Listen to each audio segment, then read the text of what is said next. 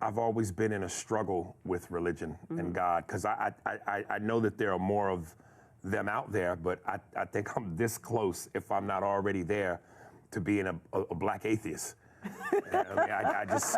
don't know that I believe in God. There's a black atheist. There's a lot of them. I haven't completely crossed over, but I'm like Anakin Skywalker. I'm so close to the dark side that I'm starting to feel like my faith in religion and humanity and what this all is supposed to mean is a bunch of bullshit.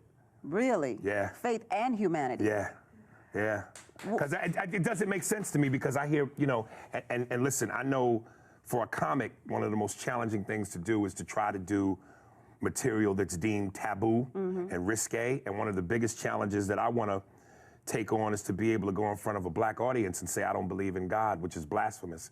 Because we in the black community, like Richard Pryor said, black people, we tight with God. Yeah. That's our boy. And I just don't understand how we as a people historically put so much faith into this thing called God, but yet for 400 years we were in chains. For 400 years we prayed. For 400 years, black people have a saying in church where we go, the pastor comes out and he goes, God is good, ain't he? And we say all the time. All the time. God is good. All the time. 400 years, all the time. The 60s, all the time. The 4 black girls that died in the church bombing in Alabama, all the time. The 9 black people shot by Dylan Roof in church, praising God. You would think if the one place you are safe, a safety zone, is in his house, and if God and the angels can't protect you in his house all the time, give me some of the time. Okay. But not all the time. God is good some of the time. And I don't know whether God is black or white, but here's my thinking. Let's just say, okay, God is black. And people, the slaves were praying and, oh my Lord, Lord, Lord, Lord. Freedom gonna come one day. Well, freedom is inevitable. We weren't gonna stay slaves forever. So you mean to tell me 400 years later, finally being free, now we wanna go, he might not come when you call, but he's always on time. If 400 years is on time, that's tardiness. So if God is real, he's a nigga, because he's late. And if God is white, you putting all your praise into this white God who clearly didn't give a fuck about you either. So which is he? Is he black? Is he white? If he's black, why wouldn't you look out for your own people? If he's white, now you showing love to this figure who kept you locked up. None of that makes sense to me. And you say you haven't totally crossed over?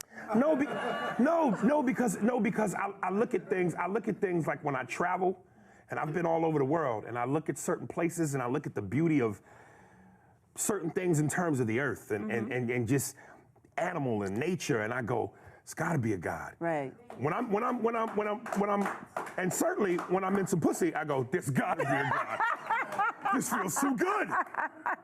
But then I pick up a newspaper and I read how a 4-year-old girl gets kidnapped, raped, and murdered. Now I know they say God gives man free will. If God gives man free will, okay, I get that.